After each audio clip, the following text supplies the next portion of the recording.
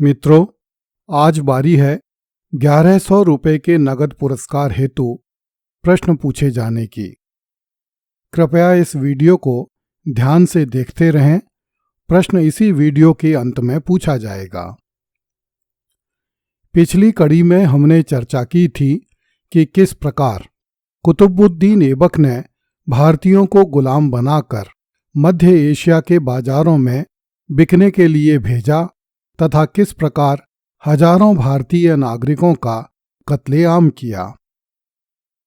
इस कड़ी में हम भारत के मुस्लिम इतिहासकारों के उस दावे की जांच करेंगे जिसमें उन्होंने कुतुबुद्दीन ऐबक को महान निर्माता के रूप में चित्रित किया है। डॉक्टर हबीबुल्लाह ने ऐबक के कार्यों का मूल्यांकन करते हुए लिखा है, वह महान शक्ति तथा महान योग्यता का सैनिक नेता था। उसमें एक तुर्क की वीरता के साथ साथ पारसीक की सुरुचि तथा उदारता विद्यमान थी। डॉक्टर हबीबुल्लाह ऐबक के कार्यों का मूल्यांकन करते हुए उसकी प्रशंसा तो करते हैं, किंतु यह नहीं बताते हैं कि ऐबक के वे महान कार्य कौन से थे। वास्तविकता यह है कि कुतुबुद्दीन ऐबक को अपने संक्षिप्त शासनकाल में भवन बनवाने का अधिक समय नहीं मिला। उसने दिल्ली तथा अजमेर के प्रसिद्ध हिंदू भवनों को तोड़कर उनमें मस्जिदें बनवाईं। कुतुबुद्दीन ऐबक ने दिल्ली के निकट मेहरौली गांव में कुव्वत-उल-इस्लाम नामक एक मस्जिद का निर्माण करवाया, जिसका अर्थ होता है इस्लाम की शक्ति। इस मस्जिद को इस्लाम द्वारा दिल्ली पर विजय प्राप्त करने के उपलक्ष्य में बनवाया गया।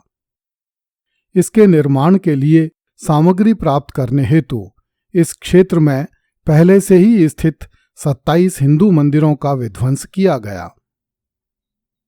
इस मस्जिद की बाहरी शैली हिंदू स्थापत्य की है। मस्जिद के इबादत खाने में बड़ी सुंदर खुदाइयां मौजूद हैं जो प्राचीन हिंदू मंदिरों की याद दिलाती हैं। ऐबक की बनवाई हुई दूसरी प्रसिद्ध इमारत कुतुब मीनार है। वैसे तो यह एक विजय स्तंभ है, किंतु कुतुबुद्दीन ऐबक ने इस मीनार को ख्वाजा मोइनुद्दीन चिश्ती के शिष्य ख्वाजा कुतुबुद्दीन बख्तियार काकी की स्मृति में ईस्वी 1199 में बनवाना आरंभ किया, किंतु यह ईस्वी 1121 में बनकर पूरी हुई।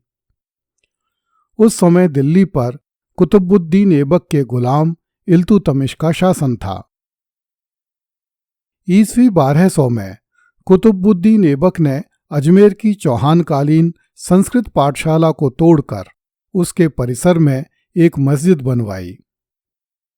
बाद में इस परिसर में पंजाब शाह की स्मृति में 2.5 दिन का उर्स भरने लगा। तब इसे 2.5 दिन का झोंपड़ा कहने लगे। बहुत से लोग समझते हैं कि इसका निर्माण 2.5 दिन में किया गया था। इस मस्जिद के भीतर खड़े स्तंभों एवं गुंबदों की कलात्मक खुदाई इसके हिंदू भवन होने की घोषणा करते हैं। ऐबक का शासन सैनिक बल पर अवलंबित था। उसके साथ सदैव एक प्रबल सेना रहती थी। इसके साथ ही सल्तनत के अन्य भागों में भी महत्वपूर्ण स्थानों में सेना रखी जाती थी। राजधानी दिल्ली तथा प्रांतीय नगरों का शासन मुसलमान अधिकारियों के हाथों में था।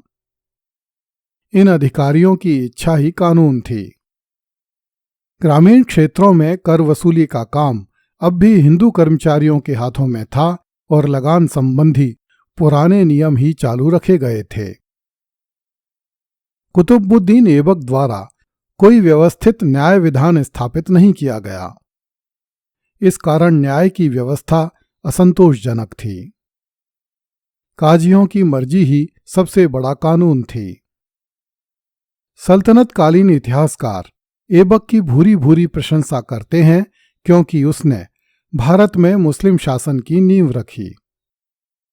हमें भी ऐबक के चरित्र तथा कार्यों का मूल्यांकन करने के लिए उन्हीं के विवरण पर निर्भर रहना पड़ता है।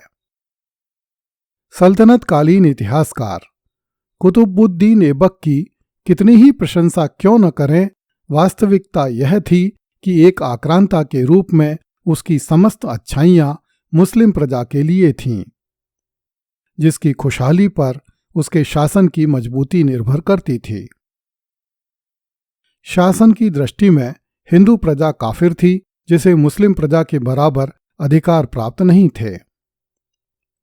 कुतुबुद्दीन ऐबक युद्ध में तलवार चलाना तो जानता था, किंतु उसमें रचनात्मक प्रतिभा नहीं थी।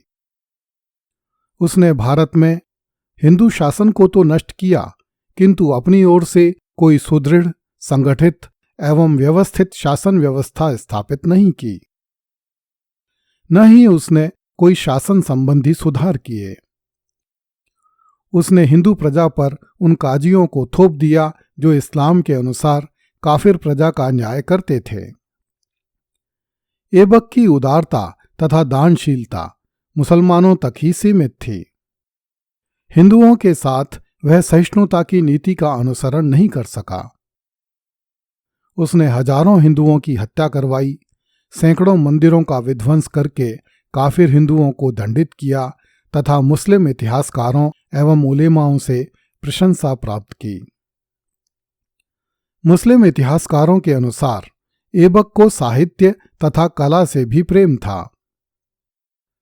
हसन निजामी तथा फखरे मुदीर आदि विद्वानों को उसका आश्रय प्राप्त था।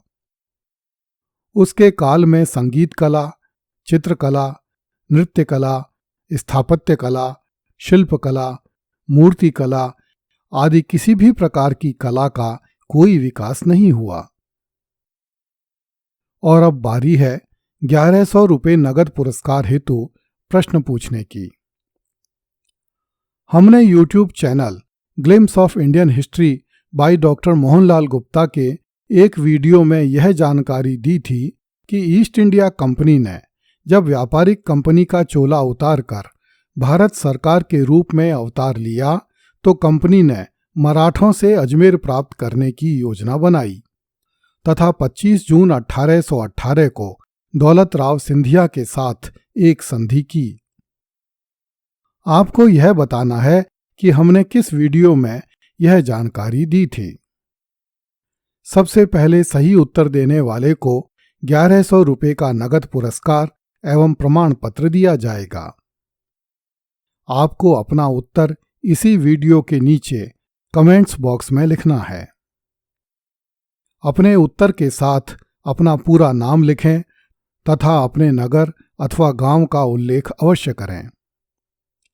अगली कड़ी में देखिए, बुखारा के बाजार से खरीदा गया एक और गुलाम दिल्ली का दूसरा सुल्तान बन गया। कृपया इस चैनल को लाइक, सब्सक्राइब एवं शेयर करें। धन्यवाद।